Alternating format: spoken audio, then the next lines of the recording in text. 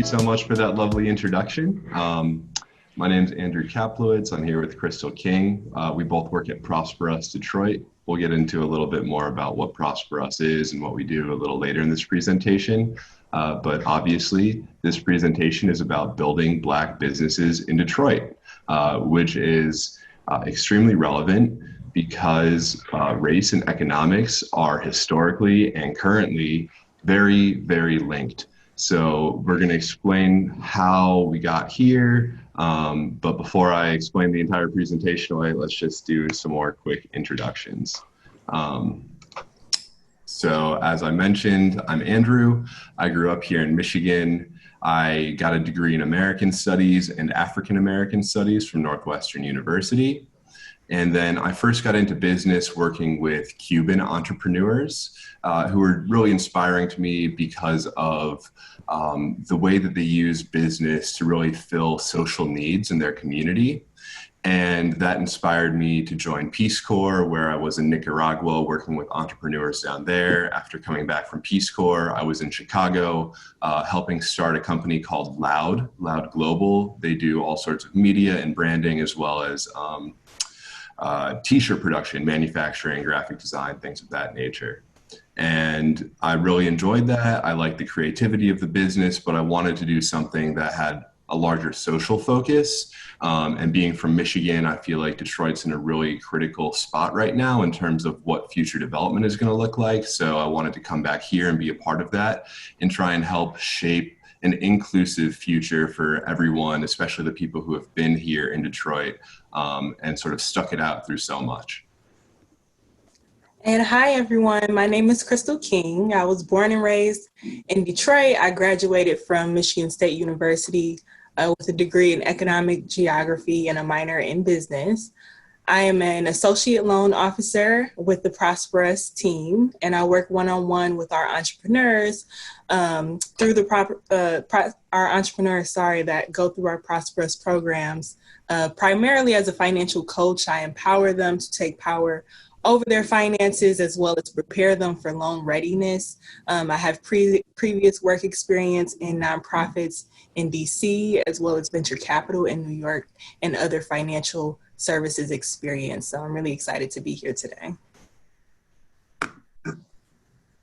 All right, so what is ProsperUs? ProsperUs was founded 8 years ago. We are located only in Detroit. We service Detroit, Hamtramck, and Highland Park. We work with low-income entrepreneurs, the majority of which are Black, and the majority of which are also women. So Black women happen to be the largest growing group of new business owners in the nation. So that's a really important trend, and we're definitely seeing that in the work we're doing.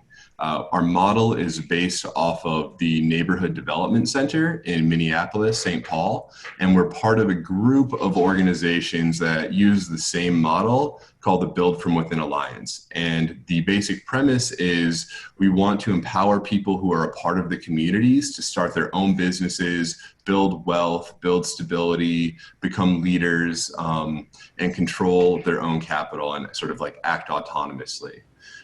So we're going to get into more about how we do that later in the presentation, but we do employ a holistic model. So everything from training to financial coaching, like Crystal touched on, and then up to business services and loans. And we have those services available to all entrepreneurs in Detroit. And you can access any one of those services independently of the other. So you don't necessarily have to go through, even though the program also works in a sort of linear fashion as well. So for this presentation, as I touched on earlier, we're going to start with defining the problem and get into a lot of historical context, so that way we can understand where Detroit is today and how we got here. And sorry if I'm talking fast, I just know we started late and I want to be respectful of people's times. So I'm just going to like speed through some of this early stuff. So after we define the problem and get through some of the history, we're going to identify the solutions that ProsperUs uses to try and help challenge the structures that have disenfranchised and adversely affect Black people in Detroit today. And then we're going to extrapolate our findings to what you might do regardless of like where your position is, regardless of whether you're going to adopt a ProsperUs model or do work within your own company, but really try and give you tools for being more of an advocate for racial justice in business. Yeah, so like Andrew said, it's important that we really understand the history of Detroit, as it plays a really key role in what the landscape of Detroit has become today. So Andrew and I are going to get into some key points in history for Detroiters, for Black Detroiters in particular. All right, so we're going to take this all the way back to the Underground Railroad as our first touch point in the history of Black Detroit. I think it's important to point out that Black people have always been in Detroit. Detroit was founded by Cadillac, who was a French colonizer, and he was actually known as the Dark Prince because of his darker skin, darker complexion. He had heritage from Spain, which, as some of us might know, mixed with the Moors from Africa for a long time. So there have always been darker skinned people in Detroit, but for Black people as a general political group, it was smaller for a long time. And the reason for that is because of slavery, right? This economic system that the United States is founded in. So during slavery times, you would have self-liberated people who would make their way up to the northern states where there was a little bit more security. They weren't quite as likely to be caught, but they were still being persecuted by the law. So you have publications like the Detroit Free Press that are running advertisements for rewards for returning these slaves or self-emancipated people. So one of these self-emancipated people is Thornton Blackburn. Now, Thornton and his wife, Lucy, made their way to Detroit, where they lived for a few years, and then they were turned in to the sheriff by someone who knew them from Missouri. So the sheriff apprehended them, incarcerated them, and the Black community organized at a Black business owner's house. Willoughby was his name, and they orchestrated a riot to break him out of jail, and he actually crossed the Detroit River into Canada. And in 1834, there was a ruling in Canada that self-liberated people would not be returned to the United States. They couldn't be extradited, so that gave some more protection. And this dynamic then persisted for a number of years, where self-emancipated people would make their way up through Detroit in this Underground Railroad and into Canada. And I think it's interesting to point out as well that Thornton Blackburn started his own taxi cab company. He was an entrepreneur as well. It's in this picture right here, you can see his cab. This is a painting done in Toronto where he ended up settling. So the history of Black entrepreneurship is very deep and very extensive. But things start to shift once we get into the 1910s and 1920s. There was a stable population of about 4,000 Black people up until that point, at which point it really starts to exponentially grow. So the reasons for this are people are fleeing lynch law in the South at the end of Reconstruction. People are also seeking employment and opportunities in the auto industry predominantly. So on the left side of the screen here, you can see a train station. On the middle, this is the foundry. And I think it's important to point out that Black people were being gainfully employed in these northern cities like Detroit, but they also were working for the least pay. So they're working dangerous jobs in the foundry, they're getting paid the least, and they don't have a ton of opportunity to really move up in the workforce. So in the best situation, the Rouge plant here in Detroit was the best in the nation in terms of Black advancement, and there was only 30 to 40% of people of Black people at the Rouge plant who weren't working in the foundry. So 60 to 70% of people were working in the foundry in that lowest paying, most dangerous position. And of course, as the critical mass of people starts to grow, we also start to see the development of a Black middle class, Black upper class. Although there have always been individuals who have stood out and been entrepreneurs. I think that's important to mention. This is when we really start to see it grow and develop. So Black Bottom and Paradise Valley are two historic neighborhoods in Detroit that were where Black people lived. Before the 1930s, 1920s, Black people had sort of been scattered throughout the city in other white ethnic areas. But once the population grew, then they were contained to specific neighborhoods in Detroit. And this sort of idea of containment and segregation is going to sort of factor into the next slides. But before we get into that, I just want to point out Barthwell's Drugstore on this slide. So this is another Black-owned business. Barthwell was the largest chain of Black-owned drugstores in the United States at one point in time. They also had a location on Hastings Street, which is featured on the right side here. And Hastings Street, that's sort of a before and after the construction of I-75. So it was a large Black business district where you saw a lot of that development of early Black capital, and it was destroyed due to, quite intentionally too, due to the construction of the I-75 highways a little bit later on in the century. During this time period, also, you see the destruction of other Black neighborhoods in Black Bottom because of blight. The picture on the left is evidence of the blight, so-called blight, that was used to justify the destruction of 2,000, or the destruction of over 700 different buildings and dislocated 2,000 families. So these are all sorts of trends that continue to develop and really factor into white flight. Yeah, so I want to talk about some economic support that white people in Metro Detroit got that Black people did not have access to. So this economic support for whites to move to the suburbs really began in the 1930s. This is the same era that the Federal Housing Authority would finance homes and housing projects primarily to white middle class and lower middle class families. They often would not offer loans in these red line neighborhoods. So if you look at the map in the middle, you'll see a lot of red areas. Those are neighborhoods where it was mostly Black people. They would not offer loans in those neighborhoods. They wouldn't offer loans to Black people.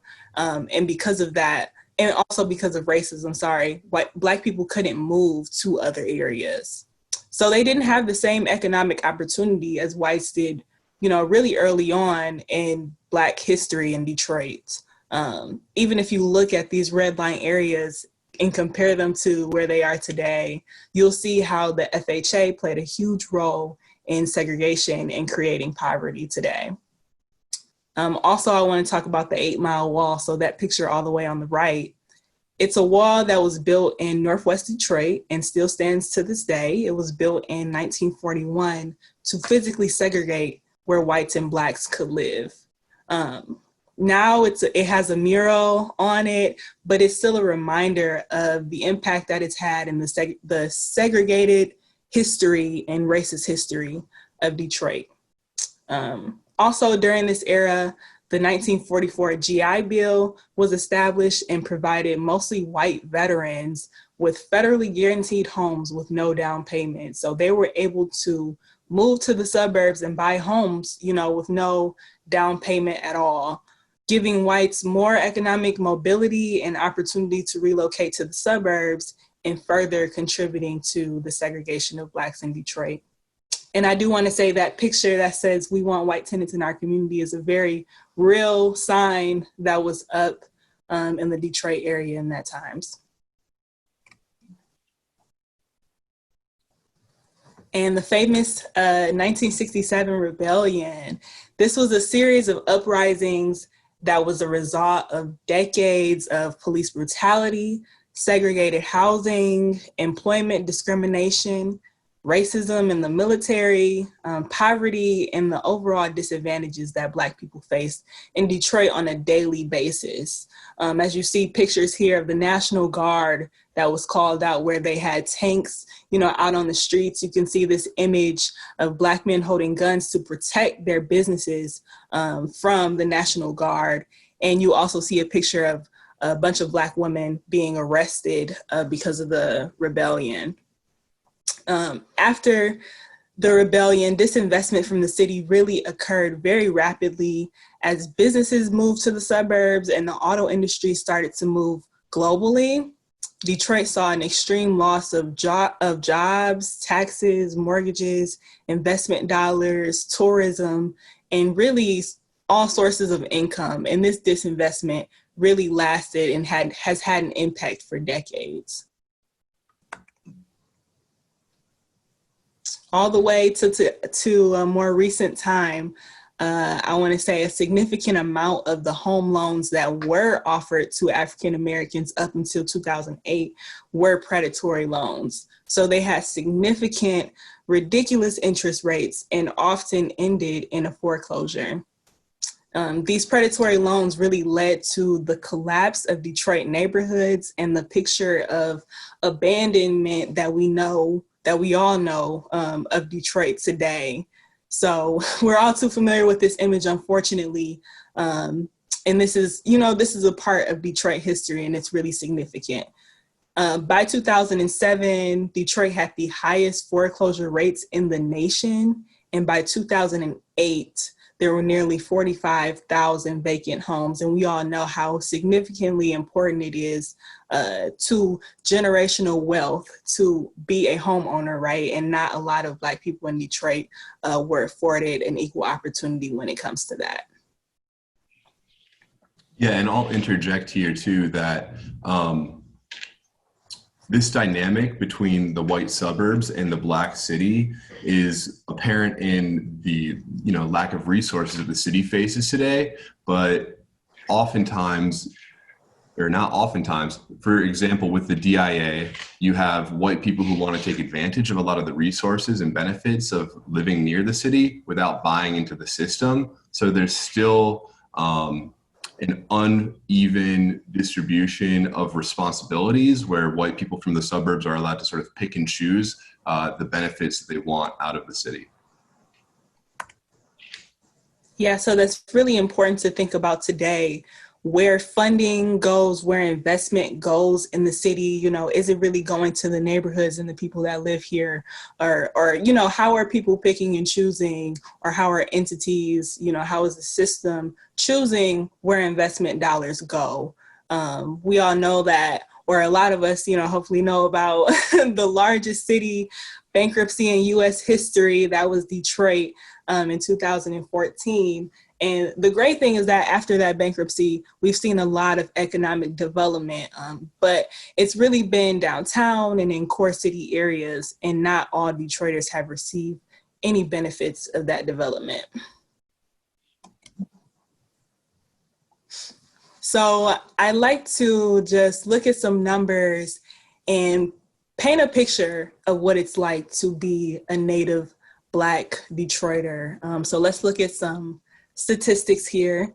As you can see from the two bars on top, from 2010 to 2018, the race profile is changing, whereby whites are moving back to the city, but 78% of the total population of Detroit is Black.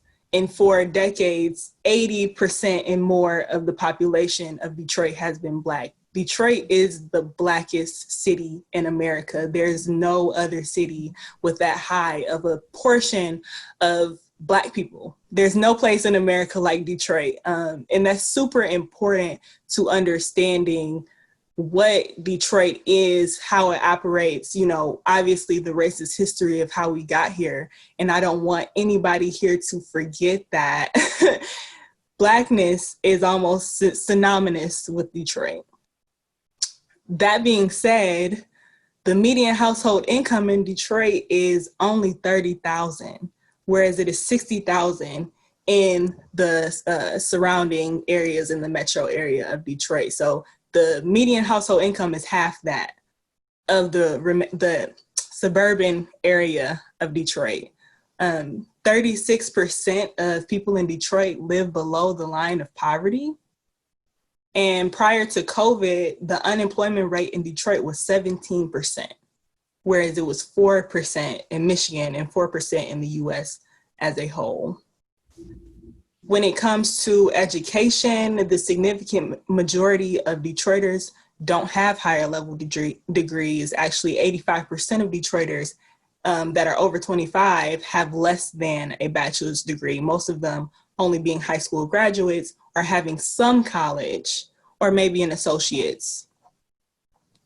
1/4 of households don't have a car in the Motor City, and 17% of households don't even have a computer and are able to engage in the virtual world or engage, in events like this. The way that we've been connecting virtually since COVID, a lot of people have not been able to take part in that.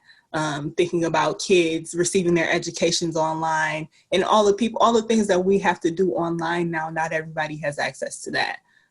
So I just want to say you cannot talk about Detroit without talking about Blackness and the economic disadvantages that come with that.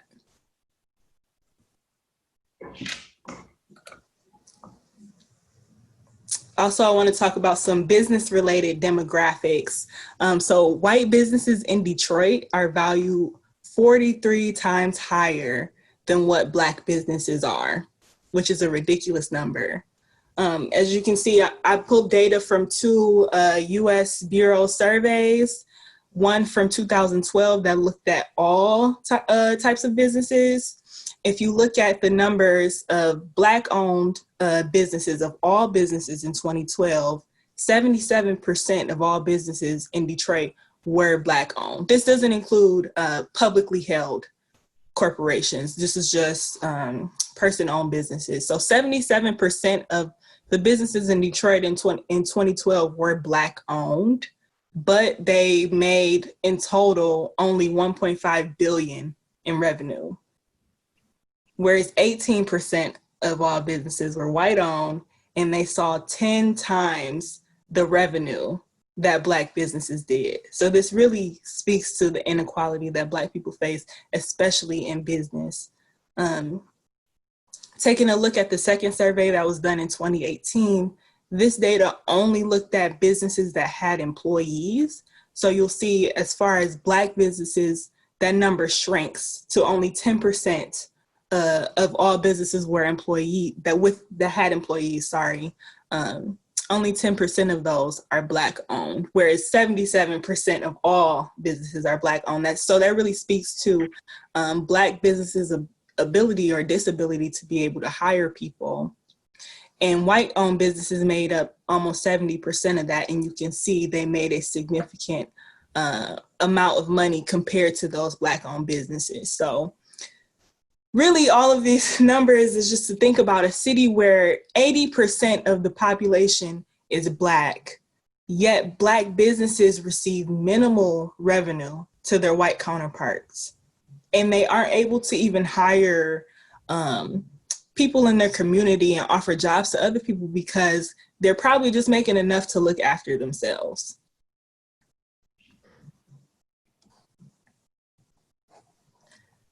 I also want to talk about, let's talk about why entrepreneurship is so significant to Black Detroiters, why it's important.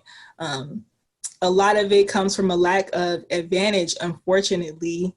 There are many reasons why Black Detroiters seek entrepreneurship. One of those main reasons being a lack of access to traditional employment. A lot of Black people can't just get up and go get a job, as easy as it sounds. One of the reasons for that being a lack of access to education. So public schools in Detroit are very underfunded and do not create a gateway to higher levels of education or to entrepreneurship. You may have seen Detroit public schools in the news recently for, that exact reason. And higher levels of education to a Black Detroiter can be unaffordable, and it can seem unattainable if no one in your family has gone to college before you.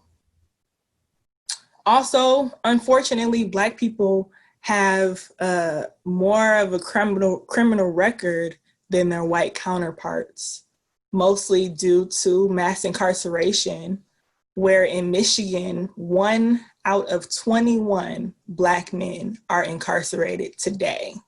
1 out of 21.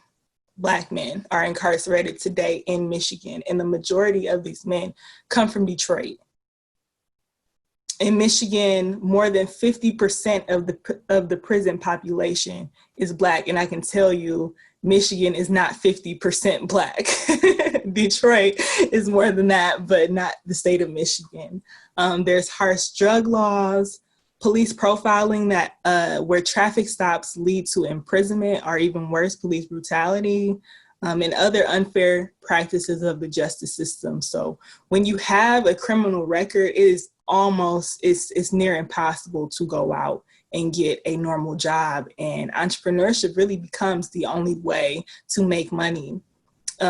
Which the good thing about ProsperUs is that we have a program where we do work with returning citizens to help them build their businesses.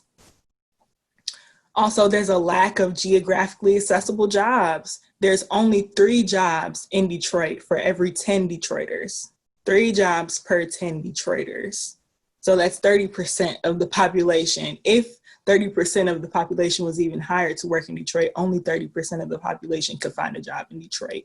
So most have to find work outside of the city, and that really requires having a job. Having a car. Somebody said they can't see me, so how's it now? Okay, cool. Also, I want to say, a lot of people do have jobs, but they don't make enough money. Of those below poverty level, 1/4 of them are a part of the workforce. So 1/4 of the people who are below the line of poverty do have jobs, but it's still not enough to sustain the cost of living. And go back real quick, Andrew. I do want to talk about some positive reasons that Black people do seek entrepreneurship. A lot of people do see it as an avenue to build generational wealth that they haven't had access to for their families. A lot of people want to establish that financial security and stability that we all desire. And people want to work and rely on themselves and not some employer. So in the Black community overall, I would say entrepreneurship is really seen as an empowering way to make money and is overall looked up to. But along with the reasons why people have issues finding a job, there are obviously plenty of reasons why it is difficult for Black entrepreneurs to get started in their business endeavors. The main reason being a lack of access to capital. A lot of people don't have the ability to save and put money and invest, towards their businesses.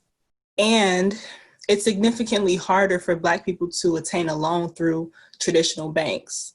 Obviously, I talked about the racist lending practices that happen in housing, and those stem down today in business and in all types of lending through banks. Also, many Black people experience poor credit because they've had predatory loans, or it's very easy to get caught up in a cycle of debt when you don't have enough money to sustain the cost of living. Also, I want to say, people aren't really taught or passed down business skills. We don't have people that we can look up to that have been successful business owners. So it can be very difficult to know where to start or how to even be successful owning your own business. And that support system, having people that around you who know how to do it, who've done it, who've made mistakes and can teach us those things is just super important. And unfortunately, Black people in Detroit don't have a lot of access to that.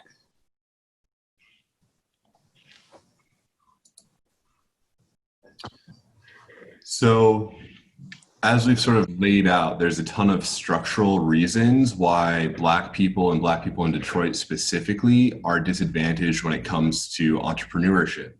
So what ProsperUs does is we try and address some of the structural issues through a comprehensive and community-focused program. So we use strategic partnerships with community partners, near peer trainers. So all of our trainers are Black. They sort of can relate to the experience better. We have service providers that also help provide resources, sometimes free, oftentimes discounted. And then we collaborate with other people in the Detroit community, other community development financial institutions to provide funding when ProsperUs isn't able to cover a loan amount by itself. And there are kind of 4 steps to our model. The most entry level would be entrepreneurship training, which comes along with financial coaching. Those are wrapped up in one. There's also business services, which would be help with more specific projects, and then micro lending. So we also have a loan fund that we use to help empower people and give people access to that capital. So for our entrepreneurship training program, shout out to some of the trainers sitting in on this call as well. So glad you guys could be here. So our entrepreneurship training program is a very individualized model and very community focused. So we have a community partner sites that do community engagement on the ground that help us recruit and identify individuals that would be good candidates. We also have a really strong word of mouth program through people who have gone through the program and then tell their neighbors, and then will join the program that way. And it's structured with 12 classes that focus on the core skills of business ownership, everything from what are the characteristics of an entrepreneur to actually writing a business plan that includes things like financial projections, identifying what your market is. So it's a lot of information, and we kind of throw the textbook at these entrepreneurs who come and take the program. It's very rigorous, but we also offer additional support in the form of one-on-ones between the instructors and the participants. So the participants have time dedicated to their individual needs, where they can be walked through some of the more challenging aspects of the curriculum or the materials, and they can get help on the idiosyncrasies of their business.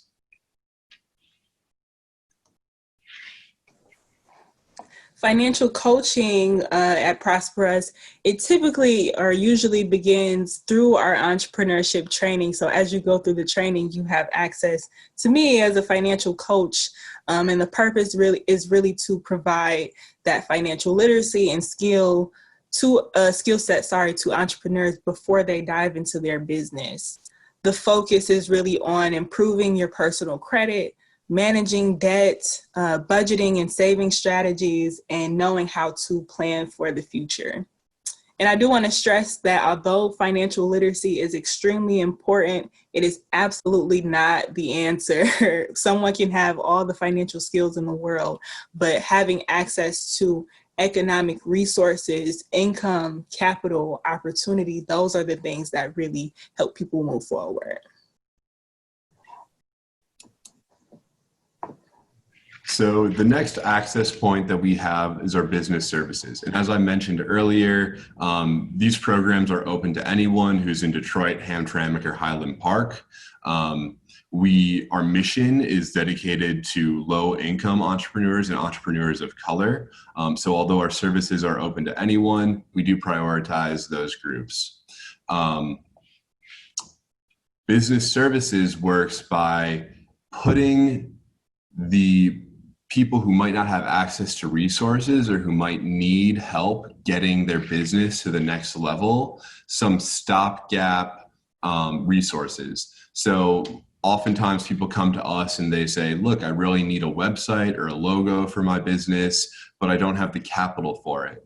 And when someone comes to access our business service program, we ask that they already have some sort of proven track record. So that might be someone who's been selling food at their church for years, and they want to turn it into a more legitimate business, but they need some more of that branding skills. So what we do through our business service program is provide them grants and also put them in touch with service providers. So there's that capital, and there's also the human resources that are available through ProsperUs. And ProsperUs's micro lending program provides that access to capital for businesses that typically, like I said, don't have access to other sources of lending. Out of our portfolio, almost all of our lendees in our portfolio, we are the main source of funding for these entrepreneurs because it's so difficult for them to get funding anywhere else. We offer loans up to $50,000, and our underwriting isn't based on your credit score, but on your fit to our mission and other factors, such as the long-term relationships we have with our entrepreneurs. So we're really flexible in our lending practices, and we're not focused on just handing out the largest loans that we can, but establishing loan amounts that make sense for that entrepreneur in that moment.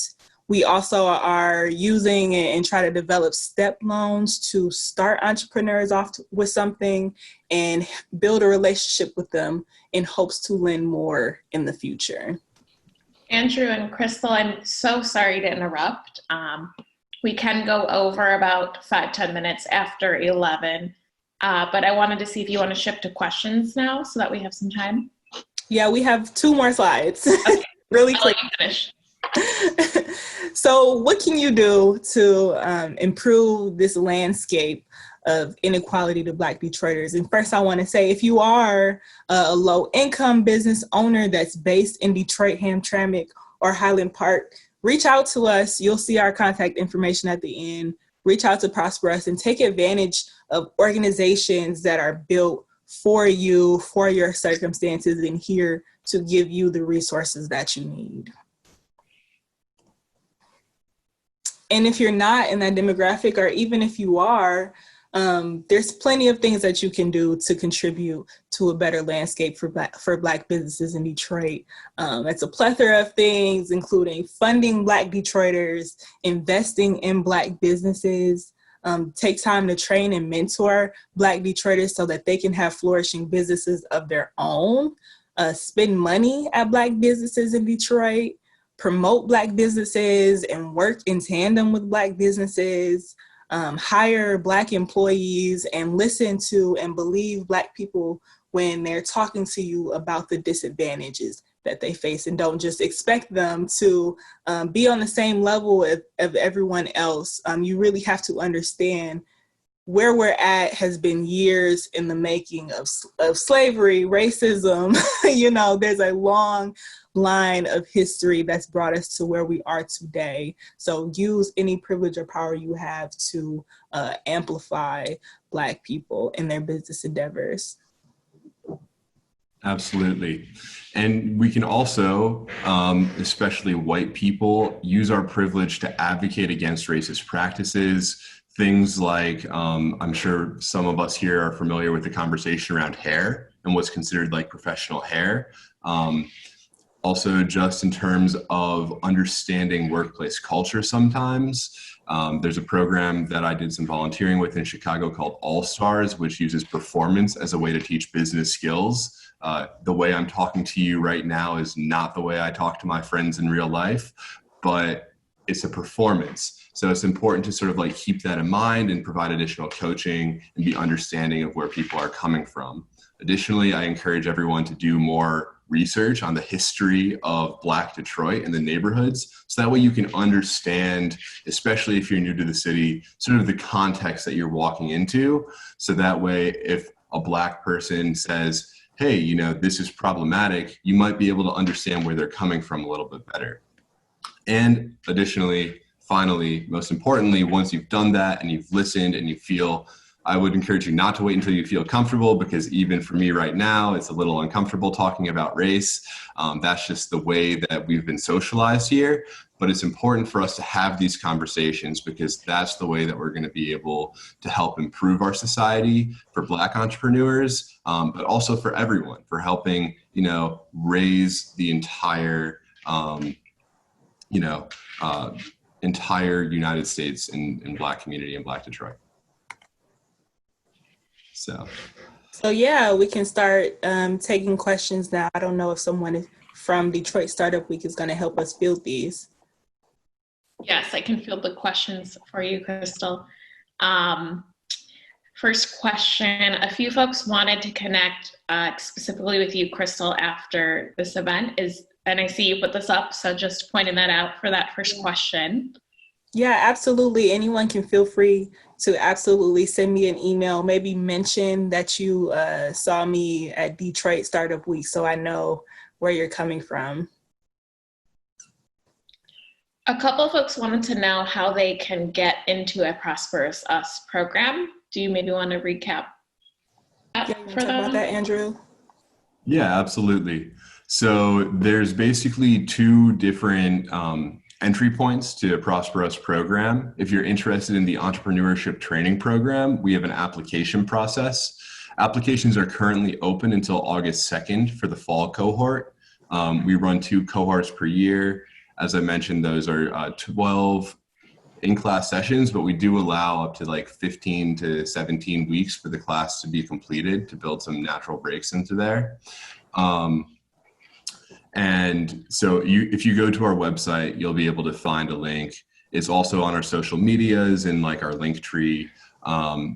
That if you go to the Entrepreneurship Training Program, you'll be able to find a link to the application. In terms of business services and loans, because those are for businesses that already have an established business model, we ask for a little bit more in terms of the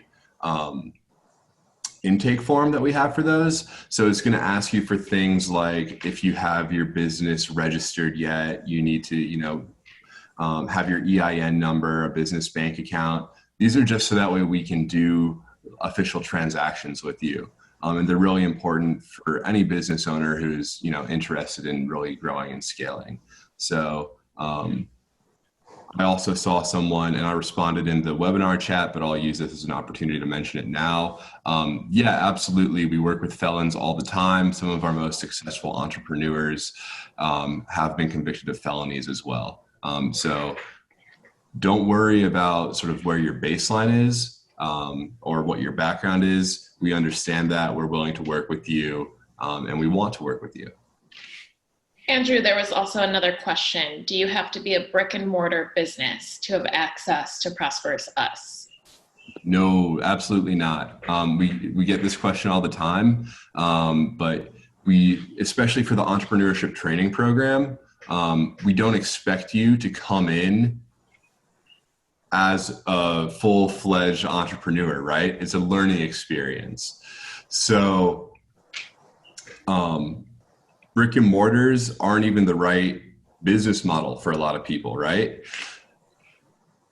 Even going through the Entrepreneurship Training Program, you might realize it doesn't make sense for you based on your business model to open a brick and mortar. Not trying to discourage anyone from it, but just show that there's a lot of different ways to make revenue.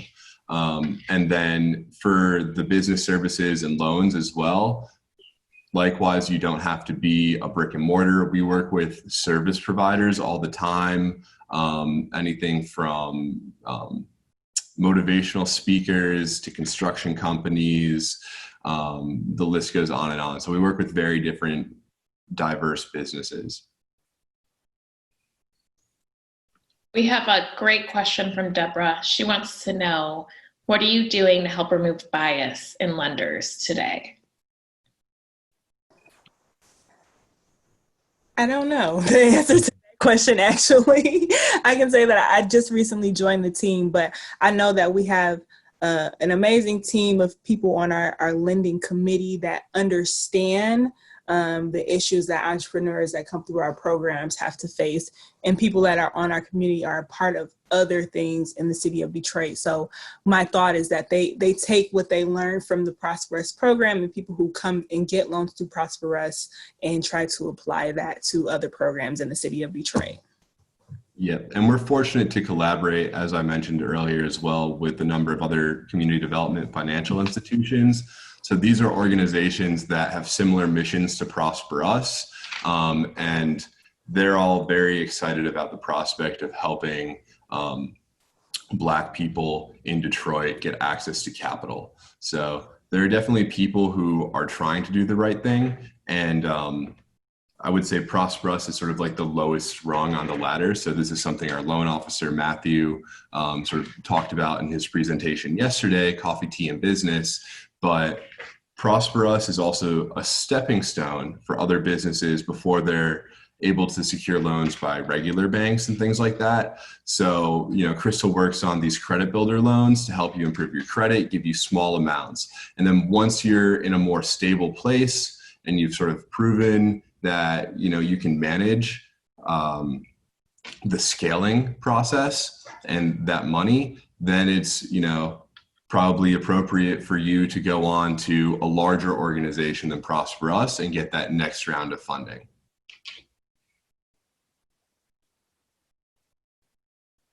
Any more questions? It looks like the host froze. But someone asked, I know the training program was in-class pre-COVID. Will the training be a combination of in-class and online? Right. So the training, because of COVID, is all virtual right now. This spring was the last time that, or this spring was the first time rather, that we did virtual training, and it's actually worked out quite nicely. Not sure if you can hear me. I'm losing internet connection. Oh, I think I'm back. Okay. There was one other question on the chat box. Andrew was answering the question really Pre-COVID quickly. classes were in person. Do you have a shift to virtual in person yet? Yeah, I was in the middle of answering that. So yes, we do have virtual classes. We're planning on doing virtual classes this fall as well. If by some miracle COVID goes away, we would always be open to switching those to in-person classes. And like I said, those are all neighborhood-based at different locations to help people who might not have access to reliable transportation. But for the time being, everything is going to be virtual.